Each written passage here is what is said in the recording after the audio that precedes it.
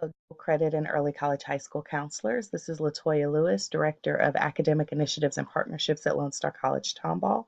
And this video is going to go through how you will complete the registration spreadsheet or workbook that was sent to you.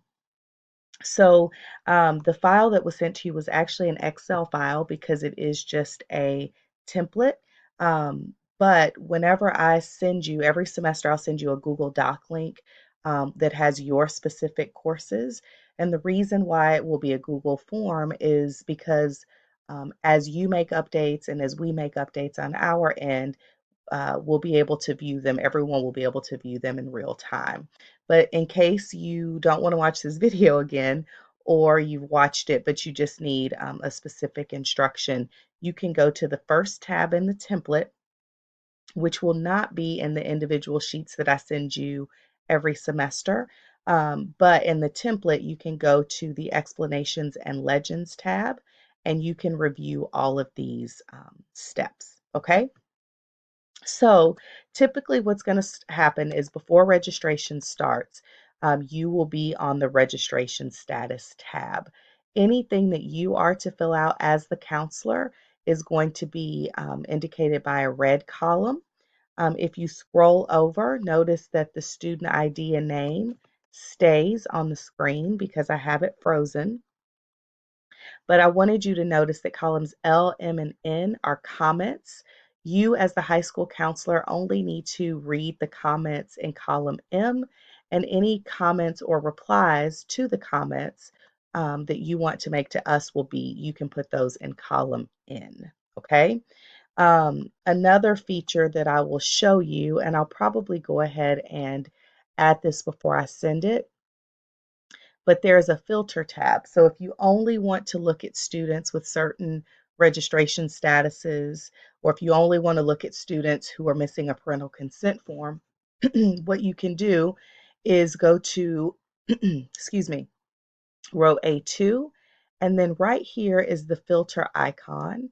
And if you click that, I may have to select the entire row. You click the filter tab and then you get these buttons here. I'll try to remember to add those for you so that you don't have to add them yourself, but this will be able to help you search better, and I'll show you how to do that in a minute. So remember, you are just going to stay in the red columns. So what you want to do is make sure that you enter the 7-digit ID, the last name and the first name of the student, and the grade level. Now, the grade level is a pull down, but you can also choose just to type, and as long as it is one of those values, it will pop up and you can just press enter, okay? So I'm just going to enter all of my students. Um,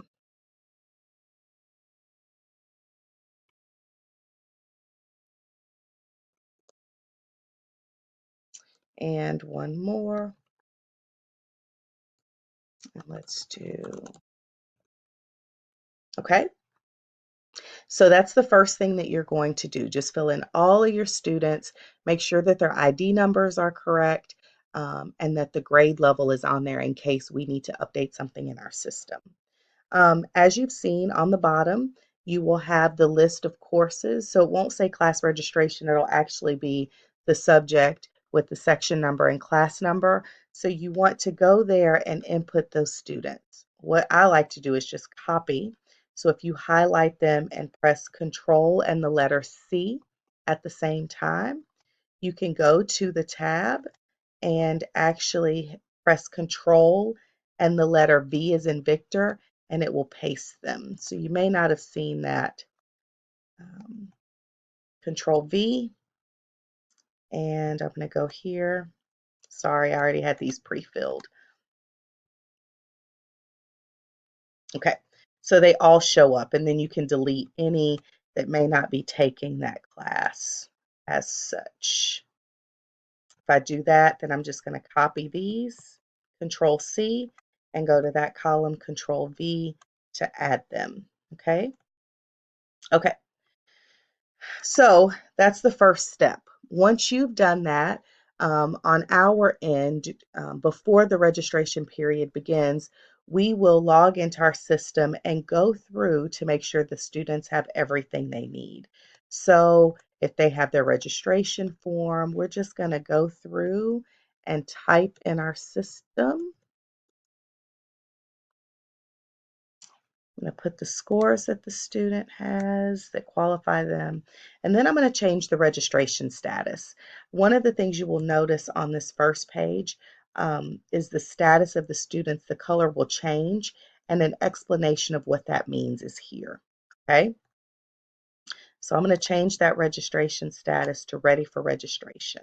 Okay, now let's say this student is missing something.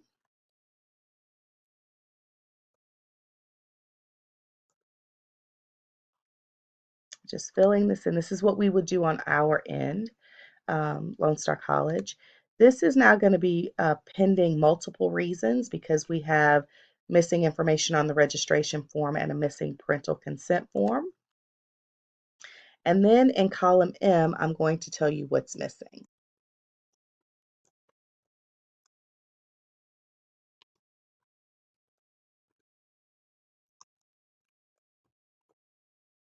Okay, and I'm just going to go and complete this for all the students.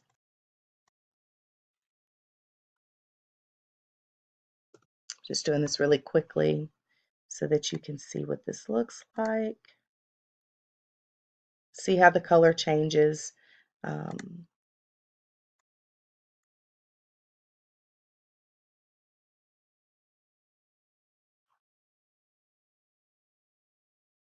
okay, and here this registration is going to be pending a missing form.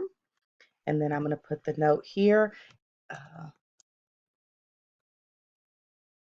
Okay, so as the counselor, you go in and you see some students are green and some students are white.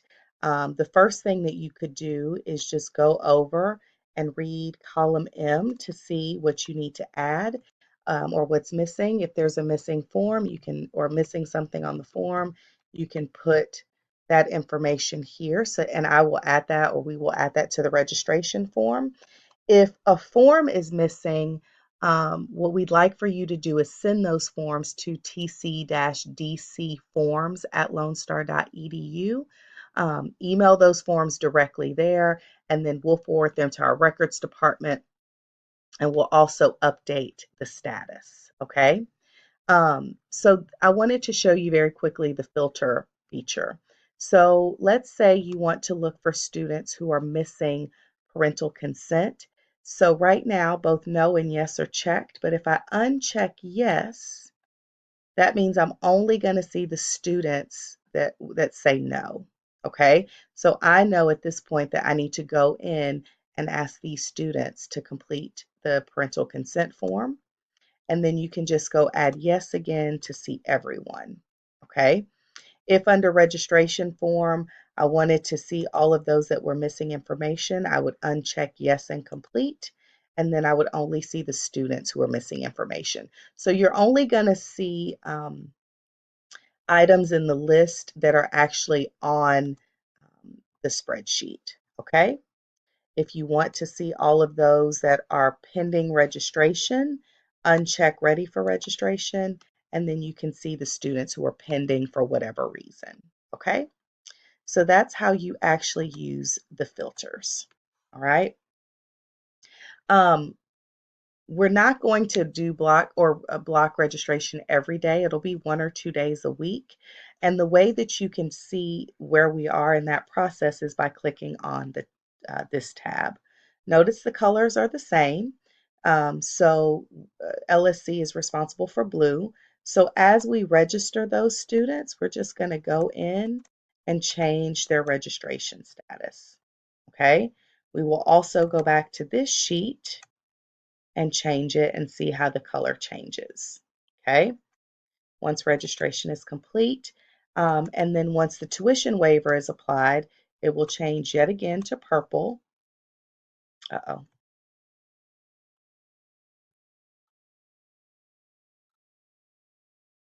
Oh, it didn't.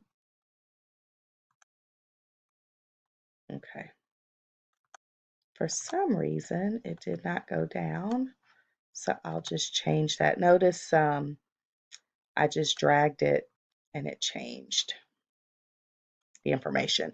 But these colors will let you know the status as well. So you can either check the status by going here. So if you want to see everyone for which the tuition waiver is applied, you can do that.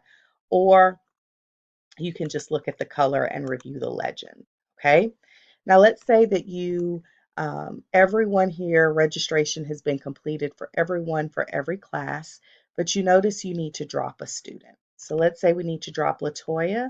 I'm going to copy her information here. I'm going to say that she needs to be dropped, and then I'm going to type a reason.